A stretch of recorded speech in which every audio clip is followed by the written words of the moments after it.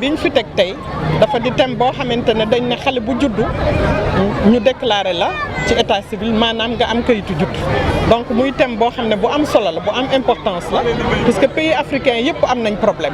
ñun ñii tamit di Sénégal mu bokk ci problème boo xamante ne bu ñu bëgg résoudre la rapidement moo indi ay projet ak programme yu bëri tamit tegu te saa yu ñu ko tegee li ñu ciy wax rek mooy xale bu juddu nañ ko déclaré ci mën naa ko firndeel ci benn programme boo xamante ne man mii rek man maa koy déroulé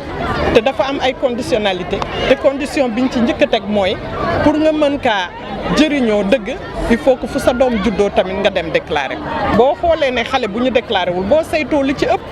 ay waajuram seen am demewul noonu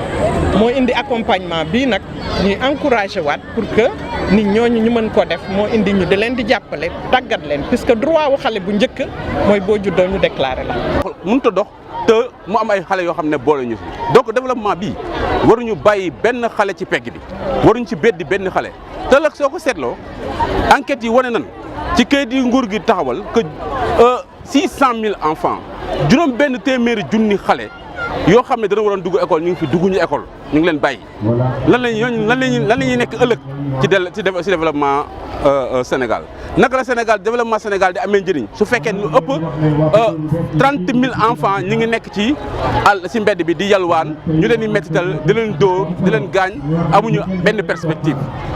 développement Sénégal ban njëriñ la mën a am su fekkente ne téeméeri xale yoo jël yu am tous ba juróomi at ñaar fukki xale yi kenn bundu leen amuñu kayitu judd te ko amul kayitu judd mënoo jàng amoo identité doo voto doo nekk